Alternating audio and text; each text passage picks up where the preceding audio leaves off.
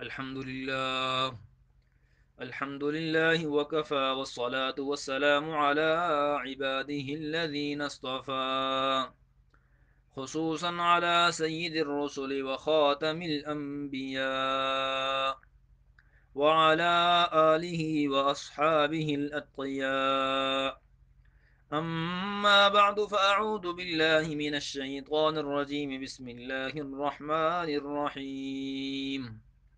ولكم نصف ما ترك أزواجكم إن لم يكن لهن ولد، فإن كان لهن ولد فلكم الربع مما تركن من بعد وصية يوصين بها أو دين، ولهن الربع مما تركتم إن لم يكن لكم ولد، فإن كان لكم ولد فلهن الثمن مما تركتم من بعد وصية توصون بها أو دين. صدق الله العلي العظيم. معزز و محترم سامعین و سامعات، اس سے پہلے سورۃ النساء آیت نمبر 11 کے درس میں اولاد اور والدین کے حصوں کا تفصیل سے بیان گزر چکا ہے۔ آج کے درس میں ہم میاں بیوی، یعنی کہ اگر بیوی فوت ہو جائے تو خاوند کو کتنا حصہ ملتا ہے، اگر خاوند فوت ہو جائے تو بیوی کو کتنا حصہ ملتا ہے، ان دونوں کے حصوں کا ہم بیان پڑھیں گے۔ اللہ فرماتا ہے وَلَكُمْ نِصْفُ مَا تَرَكَ أَزْوَاجُكُمْ إِن لَّمْ يَكُن لَّهُنَّ وَلَدٌ، اور تمہارے لیے آدھا مال ہے، تمہارے لیے نصف مال ہے جو تمہاری بیویاں چھوڑ جائیں، ازواجکم تمہاری بیویاں چھوڑ جائیں، ان لم یکن لہن ولد اگر اولاد موجود نہ ہو۔ اگر اولاد موجود نہ ہو اور صرف اس کا بیوی کا شوہر موجود ہو، بیوی کی کوئی اولاد نہ ہو، تو اس کو شوہر کو بیوی کا آدھا مال مل جائے گا۔ اب وہ آدھا مال چاہے بیوی کا زیور ہو، چاہے بیوی کا کوئی بھی سامان ہو، برتن ہوں یا کوئی اور بستر ہوں، کوئی بھی سامان ہو، اس میں سے شوہر کو آدھا مل جائے گا۔ اب یہ بات جو ہے نا، بعض لوگ کہتے ہیں کہ یہ حصہ نہیں ملتا، یہ وراثت، بیوی کی وراثت تقسیم نہیں ہوتی، یہ بات غلط ہے۔ شوہر کو بیوی کا آدھا مال ہر حصے میں سے مل جائے گا، اور باقی جو بیوی کا آدھا مال ہے وہ پھر اس کے پیچھے والدین کی طرف چلا جائے گا، وہ اس کے والدین اور اس کے بھائیوں کو کچھ نہ کچھ مل جائے گا۔ اگر والدین ہوئے تو پھر بھائیوں کو کچھ نہیں ملے گا۔ فَإِن كَانَ لَهُنَّ وَلَدٌ فَلَكُمُ الرُّبُعُ مِمَّا تَرَكْنَ، اگر ان کی اولاد ہے، اگر بیوی کی اولاد موجود ہے، فَلَكُمُ الرُّبُعُ مِمَّا تَرَكْنَ، تو شوہر کے لیے مال کا چوتھا حصہ ہے۔ مال کے چار حصے کیے جائیں گے، چوتھا حصہ شوہر کو مل جائے گا۔ مما ترکن من بعد وصیت یوصین بها او دین، جو وہ چھوڑ گئی ہیں، یعنی کہ وصیت کرنے کے بعد جو اس نے وصیت کی ہے یا قرض ادا کرنے کے بعد، ثلث مال سے وصیت نافذ ہوگی اور تمام قرض ادا کرنے کے بعد یہ حصہ ہوگا۔ وَلَهُنَّ الرُّبُعُ مِمَّا تَرَكْتُمْ إِن لَّمْ يَكُن لَّكُمْ وَلَدٌ، اب یہ تو گزر چکا ہے شوہر کا حصہ۔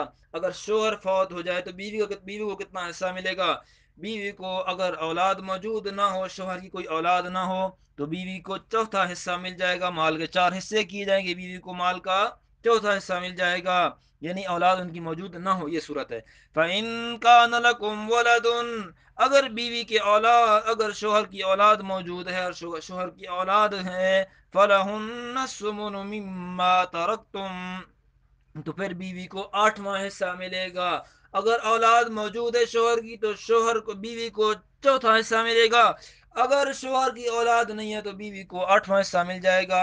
فَلَهُنَّ الثُّمُنُ مِمَّا تَرَكْتُم مِّن بَعْدِ وَصِيَّةٍ تُوصُونَ بِهَا أَوْ دَيْنٍ، جو تم نے چھوڑا ہے وصیت ادا کرنے کے بعد، جو اس نے وصیت کی ہے یا قرض ادا کرنے کے بعد، وصیت بھی ثلث مال کے تہی حصے میں سے نافذ ہوگی۔ اب یہ مسئلہ بھی یاد رکھیں کہ یہ بیوی چاہے ایک ہو یا چاہے دو ہوں، چاہے تین ہوں، چاہے چار ہوں، سب ایک ہی حصے میں شریک ہوں گی۔ یہ نہیں کہ ہر بیوی کو چوتھا حصہ بھی دیا جائے گا، نہ نہ نہ نہ، ایک ہی چوتھا حصہ نکالا جائے گا، اسی چوتھے حصے میں سب بیویاں شریک ہوں گی۔ اگر اس کی اولاد موجود ہے تو ایک ہی آٹھواں حصہ نکالا جائے گا، اسی آٹھویں حصے میں سب بیویاں شریک ہوں گی۔ یہ متفقہ مسئلہ ہے۔ اب یہ تو شوہر اور بیوی کے حصے ختم ہو گئے۔ آگے ایک ایسی عورت یا ایک ایسے مرد کا ذکر آ رہا ہے جو کلالہ ہے، یعنی نہ اس کے اصول ہیں، نہ اس کے فروع ہیں، نہ اس کی کوئی اولاد ہے، اور نہ اس کے والدین ہیں، جسے اپنی زبان میں پنجابی میں کہتے ہیں اوترا۔ اوترا ہے بیچارہ وہ، یا عورت اوتری ہے، کوئی اس کی اولاد نہیں ہے، نہ کوئی اس کے والدین ہیں۔ وَإِن كَانَ رَجُلٌ يُورَثُ كَلَالَةً أَوْ امْرَأَةٌ وَلَهُ أَخٌ أَوْ أُخْتٌ فَلِكُلِّ وَاحِدٍ مِّنْهُمَا السُّدُسُ۔ اور اگر کوئی مرد ایسا ہے یورثو جس کی میراث ہے، کلالتن کچھ نہیں ہے، باپ بیٹا کچھ نہیں ہے، اوترا ہے، اب امرأتن یا ایک ایسی عورت ہے، تو اس کی میراث کس کو ملے گی؟ وَلَهُ أَخٌ أَوْ أُخْتٌ، اس کا ایک بھائی یا اس کی ایک بہن ہے۔ اب یہ بہن یا بھائی، کون سے بہن یا بھائی؟ حقیقی بہن بھائی کو یہاں حصہ مراد نہیں ہے، حقیقی بہن بھائیوں کا حصہ مراد نہیں ہے، اور باپ شریک بہن بھائیوں کا بھی حصہ مراد نہیں ہے۔ ان حقیقی بہن بھائیوں کا حصہ اور باپ شریک بہن بھائیوں کا حصہ سورت کے آخر میں آیت آ رہی ہے، اس میں بیان ہے۔ یہ جو حصہ ہے یہ ماں شریک بہن بھائیوں کا حصہ ہے۔ حضرت عبداللہ بن مسعود رضی اللہ تعالی عنہ کی جو قرات ہے اس میں اخن او اختم من الام پڑھا کرتے تھے کہ یہ جو ماں کی طرف سے بہن بھائی ہیں ان کا یہ حصہ ہے۔ اگر ایک بھائی یا ایک بہن ہے تو ان میں سے ہر ایک کو چھٹا حصہ مل جائے گا، چھٹا حصہ مل جائے گا، ایک ہوگا تو اس کو چھٹا حصہ مل جائے گا۔ فَإِن كَانُوا أَكْثَرَ مِن ذَلِكَ، اگر ایک سے زیادہ ہے، یعنی دو ہیں، ایک بھائی یا ایک بہن ہے، دو ہیں، یا اس کے علاوہ ایک بھائی یا دو بہنیں ہیں، دو بھائی یا ایک بہن ہے، تو ان سب یہ سب فہم شرکاء فی الثلث، بس یہ سب تیسرے حصے میں شریک ہو جائیں گے، یہ سب تیسرے حصے میں شریک ہو جائیں گے، یعنی مال کے تین حصے کیے جائیں گے، تیسرا حصہ ان کو مل جائے گا۔ اب یہ تیسرے حصے میں شریک کس طرح ہوں گے؟ شریک اس طرح ہوں گے کہ بہن بھائیوں کو یہاں پر برابر ملے گا، یہ نہیں کہ بھائیوں کو بہنوں سے ڈبل ملے گا، نہ نہ، بلکہ جس طرح جتنا بہن کو ملے گا اتنا ہی بھائی کو ملے گا۔ فہم شرکاء فی الثلث، پر یہ سب شریک ہوں گے تیسرے حصے میں، بہن بھائیوں کو یہاں برابر ملے گا۔ من بعد وصیت یوصی بها او دین، بس من بعد اس کے کہ وصیت ادا کرنے کے بعد جو اس نے وصیت کی ہے، او دین یا قرضہ ادا کرنے کے بعد، قرضہ اتارنے کے بعد، غیر مضار، اولاد کو نقصان پہنچائے بغیر۔ اب اس کا مطلب کیا ہے؟ غیر مضار، یعنی اولاد کو دوسروں کو نقصان پہنچائے بغیر۔ اس کا مطلب یہ ہے کہ ایک بندہ ثلث مال سے زیادہ وصیت کر رہا ہے تو یہ وصیت نافذ نہیں ہوگی، اس لیے کہ ثلث مال سے زیادہ وصیت اولاد کے حق میں نقصان دہ ہے، ان کے لیے کچھ نہیں بچے گا۔ اسی طرح ایک ایسا آدمی ہے جس نے بندے سے قرض لینا ہے، 1 لاکھ روپیہ قرض لینا ہے، تو وہ اپنی اولاد کو کہتا ہے کہ میں نے ان سے قرض وصول کر لیا تھا، حقیقت میں اس نے قرض وصول نہیں کیا، تو یہ اپنی اولاد کو نقصان پہنچا رہا ہے کہ کہہ رہا، جھوٹ بول رہا ہے، کہتا ہے میں نے اس سے قرض وصول کر لیا، فائدہ اس کو دے رہا ہے، اپنی اولاد کو نقصان دے رہا ہے۔ یا اسی طرح اگر ایک بندے نے کہیں سے 5 لاکھ روپیہ قرض لینا ہے تو اپنی اولاد کو کہتا ہے کہ میں نے وہ قرض وصول کسی زمانے میں کر لیا تھا، وہ میں نے قرض لے لیا تھا، حالانکہ وہ اس نے قرضہ وصول کرنا ہے، کیونکہ وہ قرض جب آئے گا تو پھر اولاد کا فائدہ ہوگا نا، تو ایسی بات معتبر نہیں ہوگی، کیونکہ یہ اولاد کو نقصان پہنچانا ہے۔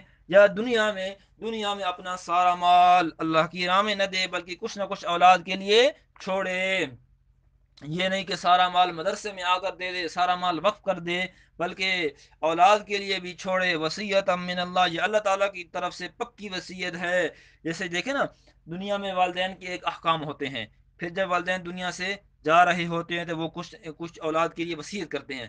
اب دنیا کے جو احکام ہیں اور جو مرنے کے وقت جو وصیت ہوتی ہے ان احکام میں بڑا فرق ہوتا ہے۔ یہاں بھی اللہ تعالیٰ کی طرف سے اللہ تعالیٰ اس کو وصیت فرما رہا ہے کہ یہ میری طرف سے وصیت ہے، یعنی اس کو مضبوطی سے ان پر عمل کرو۔ واللہ علیم حلیم، اور اللہ تعالیٰ جاننے والا ہے، حلیم بردبار ہے۔ پیچھے اللہ تعالیٰ نے حکیم صفت بتائی تھی، یہاں پر اللہ تعالیٰ حلیم بردباری کی صفت بتا رہے ہیں کہ دیکھو تم بہنوں کا حصہ کھا جاتے ہو، میراث شرعی تقسیم کے مطابق تقسیم نہیں کرتے، تو تم یہ بہنوں کا حصہ کھا کر، بہنوں کا حصہ ہڑپ کر کے میرے عذاب الہی کو دعوت دیتے ہو، میرے احکام کو توڑتے ہو، وراثت شرعی تقسیم نہیں کرتے، تو میں تمہیں عذاب نہیں دیتا، میرا تم پر عذاب نہیں آتا، کیوں؟ واللہ علیم حلیم، اللہ تعالیٰ حلیم ہے، بردبار ہے۔ یہ اللہ تعالیٰ اپنی صفت حلم کا اظہار کر رہا ہے دیکھیں دنیا میں ایک بندہ کسی سے بدلہ نہیں لیتا، یہ کسی نے کس پر ظلم کیا ہے تو وہ کسی سے بدلہ نہیں لیتا، تو بدلہ نہ لینا اس کا یہ ہے کہ وہ یہ نہیں کہ کمزور کمزور ہوتا ہے، بلکہ وہ درگزر کا معاملہ کر رہا ہوتا ہے، وہ معاف کر رہا ہوتا ہے اس کو، تو یہ اس کا بدلہ لینا کمزوری نہیں ہوتی۔ یہاں پر بھی اللہ تعالیٰ عذاب نہیں دے رہا، بلکہ اللہ تعالیٰ اپنی صفت حلم کا خوب اظہار کر رہا ہے۔ اب یہ تو حصے ختم ہو گئے، اس کے علاوہ ایک دو مسائل ہیں، وہ یہ ہے کہ اگر ایک بندہ اپنی مرض وفات میں بیوی کو طلاق دیتا ہے، چاہے پکی طلاق دے دے، طلاق بتہ، تین اکٹھی طلاق دے دے، تو وہ طلاق معتبر نہیں ہوگی، وہ بیوی کو وراثت میں حصہ ملے گا، اس لیے کہ وہ بیوی کو طلاق دے رہا ہے وراثت سے محروم کرنے کے لیے، تو بیوی کو وراثت سے حصہ ملے گا۔ اسی طرح ایک مسئلہ ہے، وہ بھی اکثر جگہوں پر پیش آتا ہے، کہ اگر ایک بندہ فوت ہوا، اس کا بیٹا ماں کے اس کا بیٹا اس والدہ کے پیٹ میں ہے، یعنی کہ اس کی بیوی کو حمل ہے، تو شرعی طور پر وہ بچہ بھی وراثت کا حقدار ہے، اس کا بھی حصہ ہے۔ علماء کرام فقہاء کرام لکھتے ہیں کہ جب تک وہ بچہ بڑا نہ ہو جائے، جب تک وہ بچہ پیدا نہ ہو جائے، اس وقت تک اس کے والدین کی وراثت تقسیم نہ کریں۔ ہاں اگر وراثت تقسیم کرنا بہت ہی ضروری ہے تو پھر اس طرح کریں، بیٹا یا بیٹی فرض کر کے جس جس صورت میں ورثاء کو کم مال مل رہا ہے وہ صورت اختیار کر لیں، کم صورت والی کم مال لے لیں، اور جو اس کا حصہ ہے، یعنی بیٹے کی صورت میں زیادہ حصہ ہے، وہ جو حصہ اس کے لیے وہ چھوڑ دیں۔ اگر بیٹا پیدا ہو گیا تو ٹھیک ہے، بیٹی پیدا ہو گئی تو پھر وہ مال جو بچ جائے گا اس کے حصے سے وہ پھر باقی تقسیم ہو جائے گا۔ یہ مسائل ہیں جی۔ اس کے علاوہ اور بھی بہت سارے وراثت کے مسائل ہیں، کافی مشکل مسائل ہیں، تو علماء کرام سے کوئی مسئلہ پیش ہے، علماء کرام سے پوچھ کر ان سے پوچھ کر عمل کرنا چاہیے۔ اگر تعالیٰ فرماتے ہیں تلک حدود اللہ، یہ اللہ تعالیٰ کی حدیں ہیں، اللہ تعالیٰ کی حدیں باندھی ہوئی، اللہ تعالیٰ نے حدیں مقرر کر رہی ہیں، اللہ تعالیٰ نے مقرر کر دی ہیں۔ ومن یطع اللہ ورسولہ، اور جو شخص اللہ اور اس کے رسول کی اطاعت کرے گا، یدخلہ جنات تجری من تحتها الانہار، اللہ تعالیٰ اس کو داخل کرے گا ایسی جنت میں، ایسے باغات میں جن کے نیچے نہریں بہتی ہیں، خالدین فیہا، وہ اس میں ہمیشہ رہیں گے۔ دیکھو اللہ اور اس کے رسول کی جو اطاعت کرے گا وہ جنت میں داخل ہوگا، ایسی جنت جس کے نیچے میں نہریں بہتی ہیں، سبحان اللہ، دودھ کی نہریں بہ رہی ہیں، شہد کی نہریں بہ رہی ہیں، سبحان اللہ، پانی کی نہریں بہ رہی ہیں، اور اس جنت میں ہمیشہ ہمیشہ کے لیے رہے گا۔ بھائی یہ دنیا چند دن کی زندگی ہے، ہمیں اللہ اور اس کے رسول کے مطابق اپنی زندگی اختیار کرنا چاہیے، ہر کام میں اللہ اور اس کے رسول کی اطاعت کرنی چاہیے، جس کام میں اللہ اور اس کے رسول کی خلاف ورزی آ رہی ہے ہمیں وہ کام ہی نہیں کرنا چاہیے، اس کام کو ہی چھوڑ دینا چاہیے۔ وَذَلِكَ الْفَوْزُ الْعَظِيمُ، یہ بہت بڑی کامیابی ہے، کوئی شک نہیں اس میں، یہ بہت بڑی کامیابی ہے، اور یہ حقیقی کامیابی ہے، سچی کامیابی ہے۔ وَمَن يَعْصِ اللَّهَ وَرَسُولَهُ، پہلے اللہ تعالیٰ خوشخبری دے رہے تھے، ترغیب دے رہے تھے، اب اللہ تعالیٰ ڈرا بھی رہے ہیں، وعید بھی سنا رہے ہیں کہ جو میری نافرمانی کرے گا، میرے رسول کی نافرمانی کرے گا، اس کی یہ سزا ہوگی۔ وَمَن يَعْصِ اللَّهَ وَرَسُولَهُ، اور جو شخص اللہ اور اس کے رسول کی نافرمانی کرے گا، وَيَتَعَدَّ حُدُودَهُ، اور حدود کو تجاوز کرے گا، حدود کو کراس کرے گا، باؤنڈری کو کراس کرے گا، يُدْخِلْهُ نَارًا خَالِدًا فِيهَا، اللہ تعالیٰ اس کو داخل کرے گا ایسی آگ میں، جو خالدن فیہا، وہ اس آگ میں ہمیشہ ہمیشہ رہے گا۔ اللہ اکبر۔ علماء کرام فرماتے ہیں کہ جو شخص وراثت کے مسائل کو انکار کرتا ہے، وراثت کے مسائل کو نہیں مانتا، وہ شخص کافر ہو گیا، اس لیے کہ قرآن مجید کے ایک آیت کا بھی انکار کرنا یہ کفر ہے، یہ بندے کو ایمان سے خارج کر دیتا ہے۔ اور اگر ایک بندہ ہے جو وراثت کے مسائل کو مانتا تو ہے لیکن ان پر عمل نہیں کرتا، تو ایسا آدمی فاسق اور فاجر گناہگار ہے، اور ایسے بندے کی سزا بھی دوزخ میں ہے، اور اللہ تعالیٰ جب چاہے اس کو دوزخ سے نکال دے گا، اللہ چاہے تو اس کو دوزخ میں داخل ہی نہ کرے، تو یہ تو اللہ تعالیٰ کی مرضی پر ہے۔ خالدن فیہا، وہ اس آگ میں ہمیشہ رہے گا، وَلَهُ عَذَابٌ مُهِينٌ، اور اس کے لیے ایسا عذاب ہوگا جو اس کو ذلیل کر کے رکھ دے گا، اس کو رسوا کر کے رکھ دے گا۔ یہ ترجمہ مفتی تقی عثمانی صاحب نے کیا ہے، بہت خوب ترجمہ ہے۔ اور اس کے لیے ایسا عذاب ہوگا جو اس کو ذلیل کر کے رکھ دے گا۔ اللہ سے دعا کرتا تعالیٰ ہمیں وراثت کے مسائل کو سمجھنے سمجھانے اور ان پر خوب طریقے سے عمل کرنے کی توفیق عطا فرمائے۔ وآخر دعوانا الحمد للہ رب العالمین۔